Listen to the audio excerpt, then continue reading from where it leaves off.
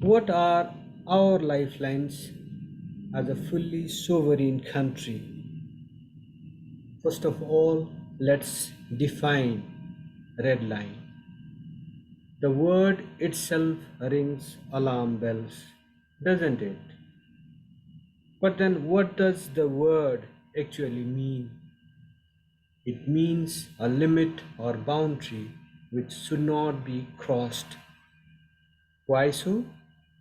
Because across this line lies the territory that's full of risks. Chances are that the territory does not even belong to you. A natural question follows: what happens if someone crosses the line? Let's time travel to the Treta Yuga to find possible answers. Ram, the eldest son of Dasratha and the natural successor to the throne of Ayodhya, is in a 12-year exile into the woods. This as a result of some royal conspiracy. Accompanying him are his wife Sita and brother Lakshman. In the forest, life isn't easy.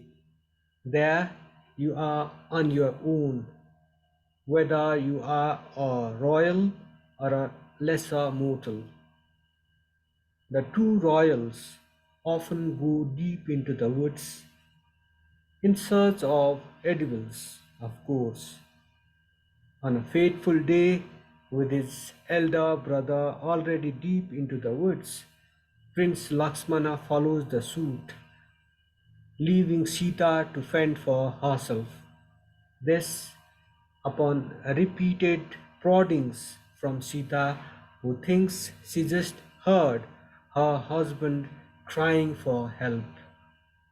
Before leaving, Lakshman draws a line as a safety measure, cautioning his sister in law not to cross it for the sake of her own safety. In a while, a hermit appears at the hut asking for alms. Moved, Sita shows up and seeks to give the alms away from a distance, heeding Lakshmana's words of caution.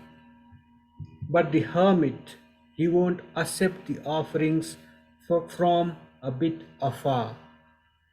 He takes it as a mark of disrespect and threatens to curse Sita if she does not cross the line to give the alms. But then, when Sita crosses the line, the hermit shows his true colors and kidnaps her. It's already late when Sita realizes that the alms seeker is none other than her husband's arch enemy, that's Ravana. The Ramayana hints that the crown prince of Ayodhya had also crossed what is known these days as a red line.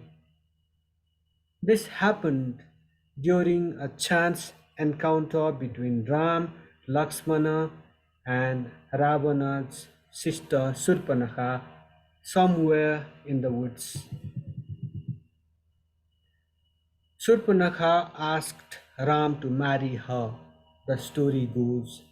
In turn, Ram made a mockery of her and ordered brother Lakshman to cut her nose. This act of disrespect sowed the seeds of Ram Ravana enmity. This enmity culminated in the battle between the armies of Ram and Ravan after the abduction of Sita. The line that Lakshman drew for the safety of Sita is called Lakshman Rekha, a red line no less.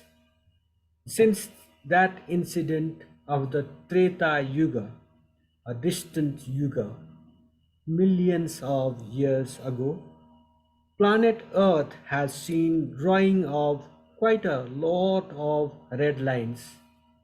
It has seen violation of many of those lines, drawn and redrawn, of course, with human blood. Red lines may be visible or invisible. People have red lines, so do societies and countries. These lines are often defined by the laws of the land as well as international conventions. International borders between countries are an example of red lines. Then, what are Nepal's red lines vis-a-vis the immediate neighborhood and beyond?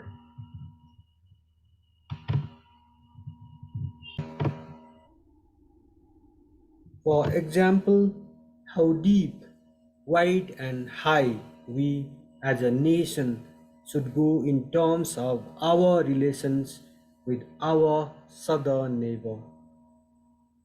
Should esteemed diplomats should esteemed diplomats from the neighbor in question have unfettered access to our political leadership, our top political leadership, and our bureaucracy? Should there be no official note taker during such exchanges? Should they always be a hush hush affair?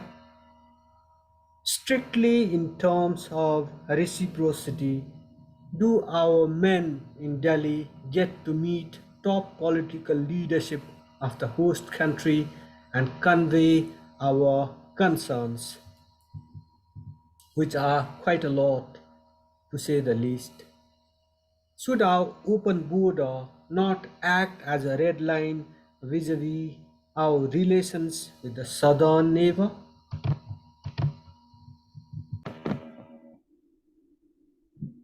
What about our open wounds? What about border disputes? What about Susta? What about the Limpiadhura, Lipulek, Khalapani region?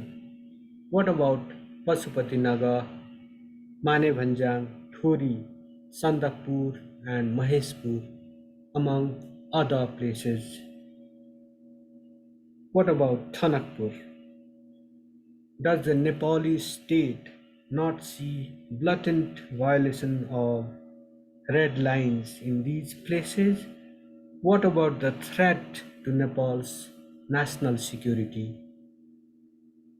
Threat resulting from unregulated entry of people through an open border with very thin security presence.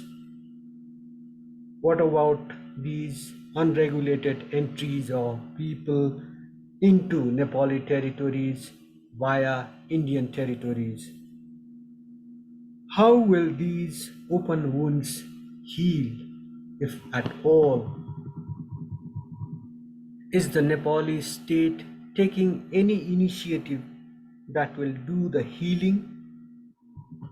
Our diplomatic communications often stress the they often stress the need to further strengthen our bilateral relations and take these relations to new heights. What further measures will take the ties atop the Sagarmatha, that is the Everest? Will these measures not weaken Nepal's national sovereignty, already weakened through several controversial deals, treaties? What are our red lines vis-a-vis relations with our northern neighbor? Will the bilateral relations become great as the Great Wall of China if we give a go ahead for the construction of some cross border connectivity projects? Will they remain rock solid if we continue to provide for Tibetan refugees as they come? Will they reach new heights if we continue to accept displaced populations from Myanmar? Or will our let it be attitude towards the 40-point India China agreement to facilitate cross border trade through the Lipulek Pass, will this do the trick? Or will our unwavering support for the One China policy be enough? Then what about the sole superpower?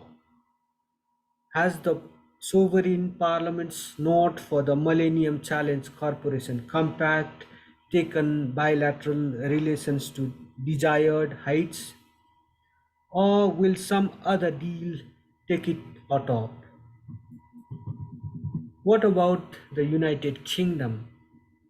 How many wars, how many of our soldiers, and how many Victoria Crosses will it take to make Nepal UK relations rock solid?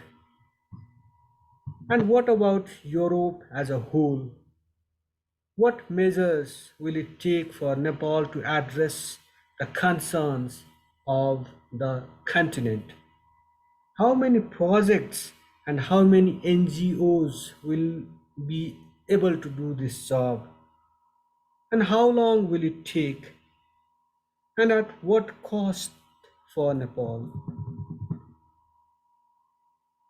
In Nepal, the federal and provincial elections are just over. The vote counting is going on.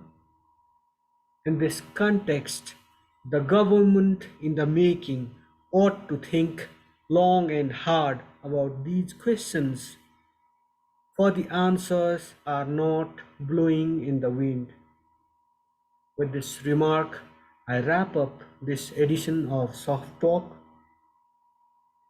This is an initiative towards citizen journalism. This strain of journalism that we practice is free from vested interests. We request you to subscribe to this channel, comment on our presentation, and press that like button if our presentations win your hearts and minds. Thank you once again for watching. Thank you for listening.